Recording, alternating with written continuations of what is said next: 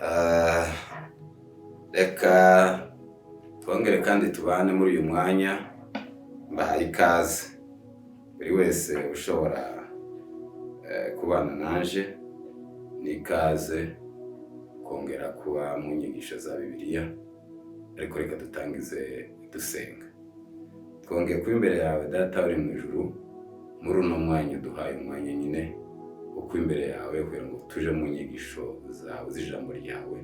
Turagukeneye, turagushaka, turakwifuza kubana natwe kugira ngo wongere kandi dusigire ayandi mavuta kugira ngo ijambo ryawe ribe risize, maze buri wese uryakira rimugwe neza kandi ryakire nk'ijambo ryawe rifite imbaraga.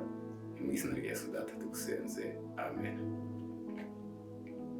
Kuko n'ubundi tubivuze, tubahaye ikaze abatwumva badutegera muri uyu mwanya w'inyigisho za Bibiliya, kuko dusanzwe tubana namwe.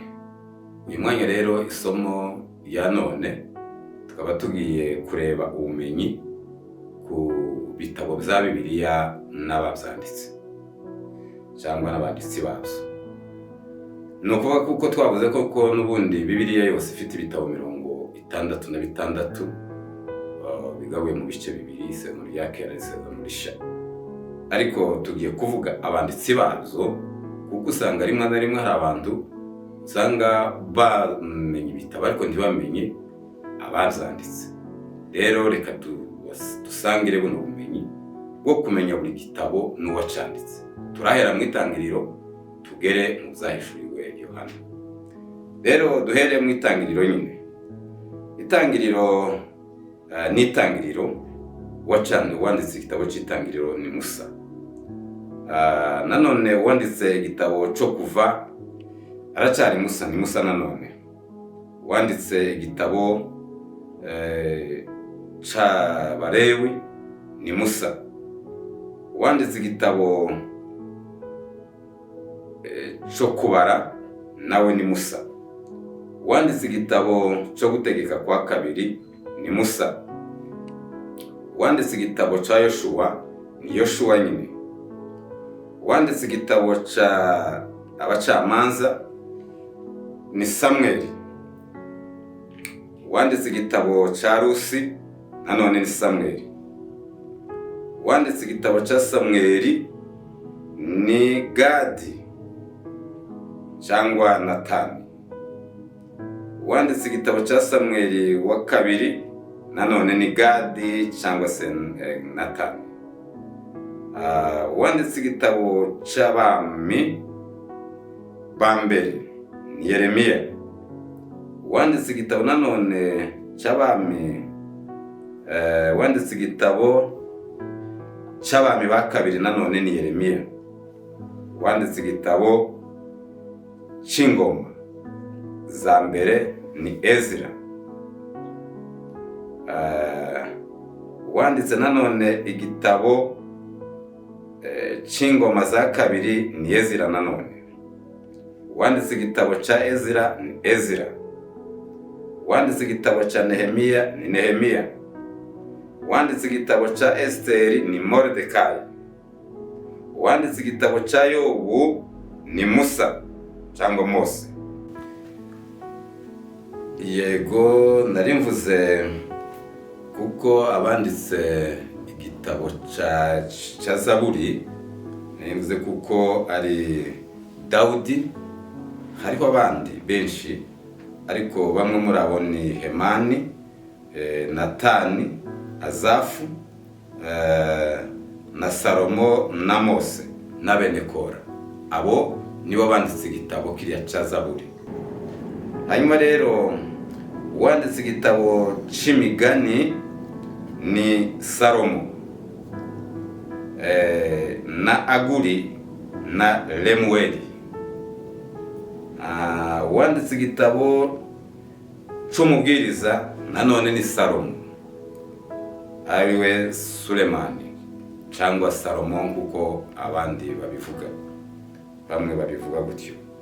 Wanditse igitabo cy'indirimbo za Salomo nanone ni Salomo nyine, umwami Salomo.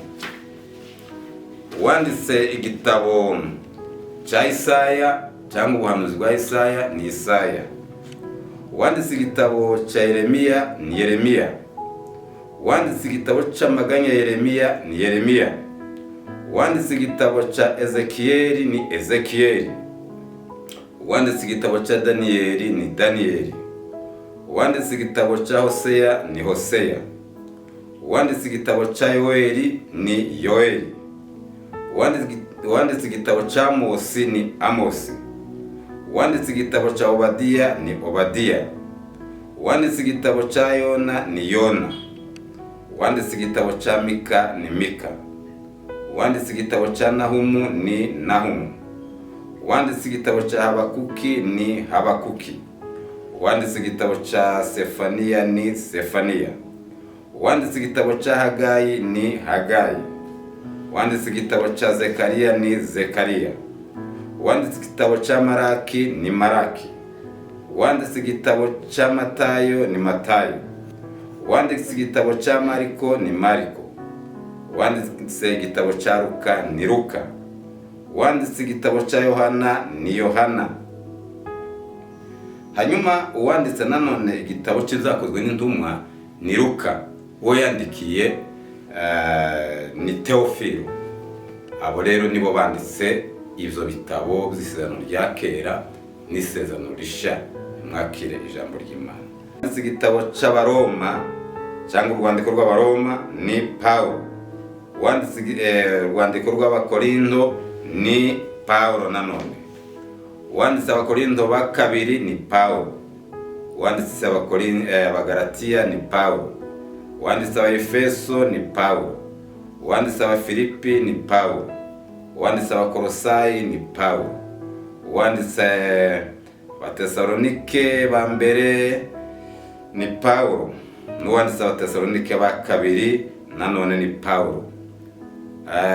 Uwanditse Timoteyo wa mbere n'uwa kabiri ni Paulo. Uwanditse Tito ni Paulo. Uwanditse Filemoni ni Paulo. Uwanditse Abaheburayo ntazwi. Uwanditse Yakobo ni Yakobo umuvandimwe wa Yesu. Uwanditse Petro ni Petro. Uwanditse Petro wa kabiri ni Petro. Uwanditse Yohana wa mbere ni Yohana intumwa. Uwanditse Yohana wa kabiri ni Yohana nanone intumwa. Uwanditse Yohana wa gatatu, urwandiko rwa Yohana rwa gatatu ni Yohana nanone intumwa. Uwanditse Yuda ni Yuda umuvandimwe wa Yesu. Uwanditse ibyahishuriwe Yohana ni Yohana uwo yari ku kirwa cya Patimo. Nashingize mu basangize ubumenyi nimubwakire. Imana idufashe hamwe namwe. Murakoze. Turakomerezaho n'ubundi gukomerezaho kugira ngo dufashanye gutanga ubumenyi muri iki gitabo cy'isezerano rya kera. Ngiye kuvuga ishusho ya Yesu muri buri gitabo cy'isezerano rya kera. Ishusho ya Yesu, uko Yesu agaragara muri buri gitabo cy'isezerano rya kera, duhereye mu itangiriro tukageza muri Maraki. Ni ukuvuga ko igitabo cy'itangiriro kirabona Yesu nk'urubyaro rw'umugore cyangwa rw'umwana w'umuntu. Urubyaro rw'umugore cyangwa se urubyaro rw'umwana w'umuntu. Iyo niyo shusho ya Yesu mu gitabo cy'itangiriro. Yabonetse ari urubyaro, uzao wa mwanadamu au wa mwanamke mu Kiswahili. Naho kuva n'umwana w'intama wa Pasaka, niko Yesu aboneka muri ico gitabo cyo Kuva, umwana w'intama wa Pasaka. Nanone igitabo cy'Abalewi kibona Yesu nk'igitambo cejejwe. Igitambo cejejwe mu gitabo cy'Abalewi. Yesu, ishusho ya Yesu mu gitabo cy'Abalewi ni igitambo cejejwe.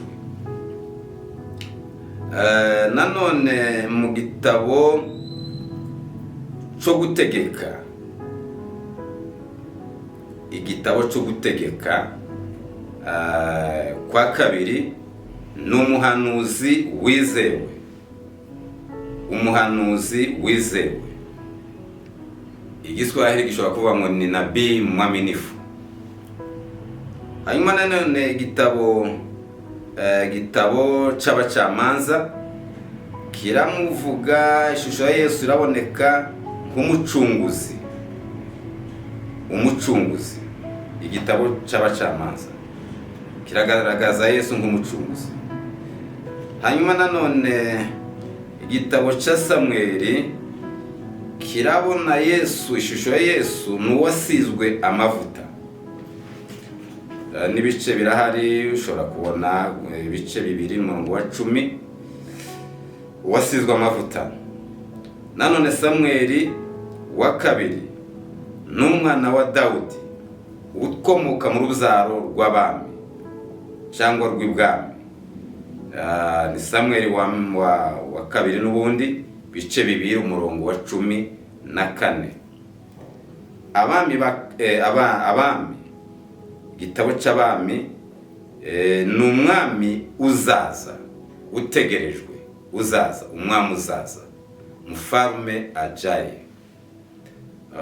Ubwo dushobora kubisoma mu bami ba mbere, tukabona kuko ari umwami uzaza. Nanone kandi igitabo ca Yosuwa cyangwa ca Yoshua, iwe aboneka ngo umugaba w'ingabo. Bice 5:15 kirerekana Yesu nk'umugaba w'ingabo. Igiswahili cyo kiza kivuga ngo ni amiri jeshi wa Bwana, amiri jeshi. Hanyuma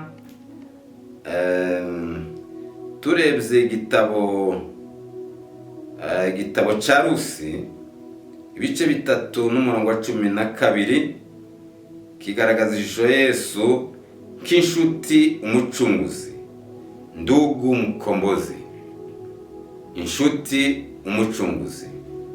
Igitabo ca Rusi niko kigaragaza Yesu, ishusho ya Yesu mu gitabo ca Rusi.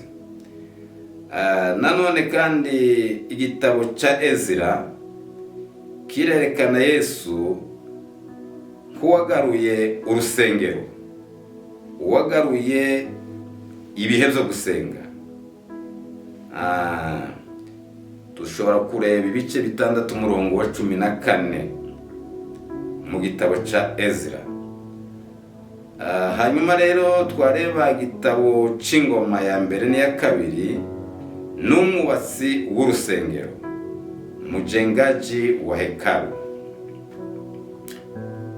Turebye mu gitabo ca Esteri, nanone tubona ishusho ya Yesu ko ari uwagaruye ubwoko, umuntu wagaruye ubwoko. Murabizi kuko Esteri n'ubundi niwe wagaruye ubwoko mu gihe bwari bwasinyiwe kurimbuka. Aza kugaragaza nk'ishusho ya Yesu. Ubundi Yesu ni umukiza, niwe wakijije buriya bwoko. Ni nacyo cyatumye kiriya gitabo ca Esteri ubundi ntikivuga mu Imana cyane, ariko usanga kivuga mu Imana gimwe. None rero niyo shusho ya Yesu igaragaramo mu gitabo ca Esteri, ni uwagaruye ubwoko. Turebye ku 14 no ku 14 mu gitabo ca Esteri. Hanyuma igitabo ca Yobu kerekana Yesu nk'umucunguzi uriho, umucunguzi uriho. Bice 19:25 ni wa murongo uvuga ngo umucunguzi wanje ariho. Ndabizi ko umucunguzi wanje ariho, ngo kuko ngo kwiherezo ngo azahagarara ku isi, ngo amaso yanje ngo azamureba atarayundi. Uwo ni Yobu, yamubonye nk'umucunguzi uriho, mkombozi aliye hai. igitabo cya Zaburi cyerekana Yesu nk'ishimwe rya Isirayeli, ishimwe ry'Abisirayeli. Icyo ni igitabo cya Zaburi. Igitabo cy'imigani kirerekana Yesu nk'ubwenge bw'Imana, hekima ya Mungu mu Ruswahili, ubwenge bw'Imana. Tubisoma mu gitabo cy'imigani 18:22. Nanone igitabo cy'umubwiriza cyerekana Yesu nk'umwigisha mukuru, umwigisha mukuru, igitabo cy'umubwiriza. Hanyuma rero igitabo cy'indirimbo ya Salomo, igitabo cy'indirimbo ya Salomo kirerekana Yesu nk'inyamibwa mu bihumbi 10, muzuri wa 10,000, nyamibwa mu bihumbi 10. Ubona igitabo cy'indirimbo ya Salomo. Hanyuma igitabo cya Yesaya, umuhanuzi wa Yesaya aravuga Yesu nk'umukozi ubabara cyangwa umukozi ubabazwa, umukozi ubabazwa, wa wundi wamenyereye intimba.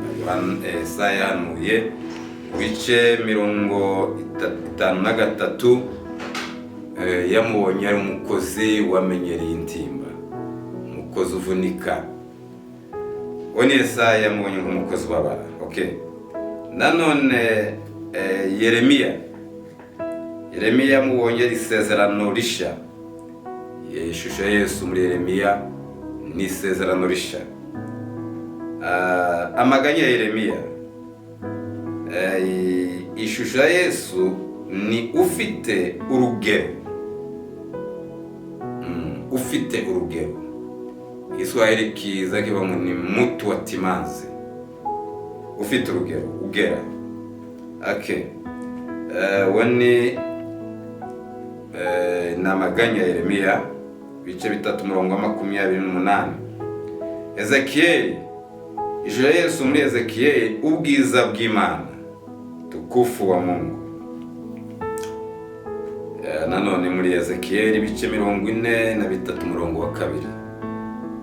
Hanyuma igitabo cya Daniyeli kirerekana Yesu k'Amasiya uzaza, Masiya uzaza. Muri Daniyeli bice 9:25. Hoseya mu gitabo cy'umuhanuzi Hoseya arerekana Yesu k'umukunzi w'abatizera, umukunzi w'abatizera. Ni bice 3:1 dushobora kubibona ishusho ya Yesu muri icyo gitabo.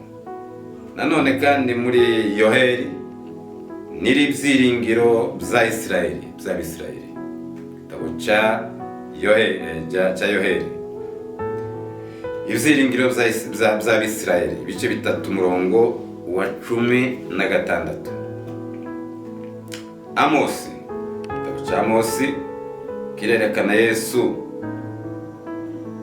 nk'umurinzi w'ikibira, umurinzi w'amashamba.